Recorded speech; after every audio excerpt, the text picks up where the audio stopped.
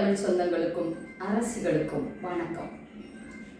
தொன்று தொட்டு நடந்து வருகின்ற பெண்களுக்கு எதிரான பாலியல் மற்றும் பொருளாதார வன்கொடுமைகளுக்கு எதிரான தினமாக இன்று உலகம் கொண்டாடுகின்ற இந்த நவம்பர் 25 நாம் இந்த சமூகத்தின் அனைத்து அடக்கு ஒடுக்குமுறைகளுக்கு எதிராக எழுந்து நின்று போராட வேண்டிய காலகட்டம் இது.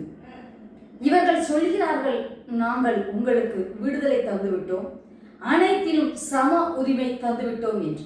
ஆனால் அந்த சம உரிமை என்பது கேள்விக்குறியாக இருக்கிறதா இல்லையா? மேலும் எனதருமை பெண் சமூகமே, ஆளுமை மிக்க நீங்கள் அனைத்து துறைகளிலும் நம்மை இன்று நிரூபித்து விட்டீர்கள். ஆனாலும் அதிகார மையங்களில் நம்முடைய நிலை என்ன? குறிப்பிட்ட ஒரு சில பணியிடங்கள் நம்மிடம் இல்லாமல் இருந்த காலங்கள் கூட இன்று இல்லை. அனைத்து விதமான அதிகார மையங்களில் இருந்து அனைத்து விதமான வேலைகளிலும் நம்மை நாம் நிரூபித்துள்ளோம். ஆனால் இந்த தமிழ் சமூகம் அல்ல, உலக பொது சமூகமே பெண் என்றால் அவள் இவ்வளவுதான், அவள் இப்படித்தான் என்று பொதுவாக ஒரு கருத்தை முன்வைத்திருக்கிறது. அந்த கருத்துக்கு எதிராக உலக பெண்களுக்கு எதிரான வன்கொடுமைகளுக்கு எதிரான இந்த நாளில், இந்த நவம்பர் 25 நாளில் ஒரு சூளுரை எடுத்துக் கொள்ளுங்கள். நான் இந்த நிலத்தின் ஆதியாவே, இங்கு இருக்கக்கூடிய உயிர்கள் அனைத்தும் என்னால் உருவானவை. இங்கு இருக்கக்கூடிய அனைத்து உயிர்களையும் நான் நேசிக்கின்றேன். அதுபோலவே என்னை மிகுதியாக நேசிக்கின்றேன். என் மீது உள்ள என் நேசிப்பு உங்களுக்கு திமிராக தெரிந்தால் அதற்கு நான் பொறுப்பல்ல என்று ஒரு உறுதி எடுத்துக் கொள்ளுங்கள். ஆனால் நமக்கு நம் மீது இருக்கக்கூடிய அந்த நம்பிக்கை இன்னொருவரை துன்புறுத்துவதாகவோ காயப்படுத்துவதாகவோ இருக்கவே கூடாது. காரணம், நாம் இந்த நிலத்தின் முதல் மக்கள். அப்படி என்றால் ஒருங்கே ஒரு சேர நாம் அனைவரையும் நேசிக்க தெரிந்திருக்க வேண்டும். இன்றைய காலகட்டத்தில் அம்மாவை இழந்த பிள்ளைகள், மகனை மருமகளை, மகளை மருமகனை விட்டு பிரிந்து முதியோர் இல்லங்களை சென்றடையும் பெற்றோர், இவற்றிற்கெல்லாம் மைய புள்ளி யாராக பேசப்படுகிறது என்றால் பெண். அந்த பெண் குழந்தைகள் சரியாக இல்லை, இந்த மருமகள் சரியாக இல்லை என்று பேசப்படுவதை பார்த்து நீங்கள் வைக்கின்ற கேள்வி மிகவும் தவறானது. ஏன் ஆணுக்கு அந்த கடமை இல்லையா என்று அந்த தவறை செய்யாதீர்கள். நாம் தாயாக இருப்பதினால் நமக்கு நிறைய பொறுப்புகள் இருக்கிறது. ஒருவனுக்கு மிகப்பெரிய விருது வழங்கப்படுமேயானால் அவனுடைய வேலை திட்டமும் அவனுடைய வெற்றியும் பெரிதாக இருக்கும். சாதாரணமாக இங்கு யாரையும் கொண்டாடவோ முன்னிறுத்தவோ மாட்டார்கள். அது எதுவாயினும் ஜல்லிக்கட்டு விளையாட்டில் கூட அதிக பிடி வீரர்களை தோற்கடித்த காளைதானே முதலிடத்தில் வருகிறது. அதுபோல மிக அதிக வேலை திட்டத்தை செய்யும் திறன் கொண்ட நாம் நம் குடும்பவியல் என்னும் அந்த வேலை திட்டத்தை விட்டுவிட்டு அதிகார மையங்கள் மட்டுமே எங்களுக்கு வேண்டும் என்று சொல்லவே கூடாது.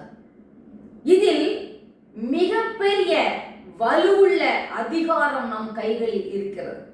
அந்த அதிகார மையங்களை இழந்துதான் இன்னொரு அதிகாரத்திற்குள் நாம் செல்ல முடியும் என்றால் அது கேள்விக்குறியான ஒன்று.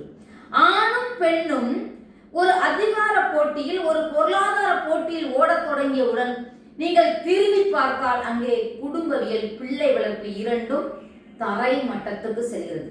கூடுமானவரை வெளியே சென்று பொருளாதாரம் ஈட்டும் என் அரசிகளே, உங்கள் வாழ்க்கை துணைக்கு நீங்கள் வெளியில் சந்திக்கக்கூடிய சிக்கல்களை தெரியாதா என்று கேட்காதீர்கள். தெரிந்தாலும் தெரியாது போல இருப்பதுதான் அவர்களுடைய இயல்பு.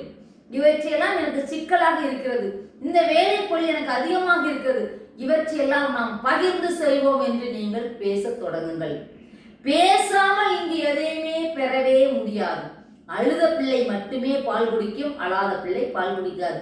கேட்டால் மட்டுமே கிடைக்கும், கேட்காமல் எதுவுமே கிடைக்காது. அப்படி என்றால் திருமணம் முடிந்த காலகட்டங்களிலிருந்து பணிக்கு செல்லும் என் அருமை பேராளுமைகளே, என் அருமை அரசிகளே, உங்கள் வீட்டு பணியை பகிர தொடங்குங்கள். சமூக பணியில் உங்களை கொஞ்சம் ஈடுபடுத்திக் கொள்ளுங்கள். ஒரு பெண்ணோ ஆணோ எல்லா காலகட்டத்திலும் வீடு வேலை என்று இருந்தால் அவர்களுக்கு உளவியல் ரீதியான பல சிக்கல்கள் இங்கே ஏற்படுகின்றது. எனவே சமூகம் சார்ந்த சமூகத்தில் ஏற்படாத மாற்றம் வீட்டில் ஒருபோதும் ஏற்படாது. எனவே இயற்கையை பாதுகாப்பது, வெகுஜனங்களுக்கான உதவிக்கு நிற்பது, இங்கே இருக்கக்கூடிய தவறான விடயங்களுக்கு எதிராக பேசுபவர்களோடு நிற்பது, முடிந்த மற்றும் அனாதைகளாக விடப்பட்ட பிள்ளைகளை அதையும் நாம் தடுத்து நிறுத்துவதற்கான வேலை திட்டங்களை வைத்திருக்கிறோம். ஆதரிப்பது, தெருவில் விழுந்து கிடக்கும் ஒருவனை பார்த்து நமக்கு என்ன என்று செல்லாமல் அவனை ஆதரிப்பது, மக்களுக்கு எதிரான ஒரு பிரச்சனை எங்கேயாவது ஒரு இடத்தில் மையம் கொண்டிருக்குமா அதற்கு எதிராக நிற்பது, இப்படிப்பட்ட வேலைகளில் உங்களுக்கு எது லகுவாக இருக்கிறதோ, உங்களால் எதை செய்ய முடியுமோ அதை செய்யுங்கள். என்னை பொறுத்த மட்டும் இறை என்பது எங்கிருந்தோ வந்ததோ இங்கிருந்து உருவாக்கப்பட்டதோ அல்ல, நமக்குள் இறை இருக்கின்றான். அந்த இறையை நாம் எப்படி வெளியே கொண்டு வர போகிறோம் என்பதுதான் கேள்வி. எனவே சுத்தமான இருதயத்தோடு, தீர்க்கமான சிந்தனைகளோடு தமிழ் தேசிய களத்தில் பயணிக்கக்கூடிய அண்ணன் தம்பிகளை உங்களை சொல்கின்றேன். இந்த நிலம் நமக்கு மிக மிக மிக முக்கியம். இந்த நிலத்தை நாம் அடைய வேண்டும் என்றால் பல்வேறு விதமான கட்டமைப்புகள் இங்கே தேவைப்படுது. அதில் மிக முக்கியமான கட்டமைப்பு இந்த குடும்பம்.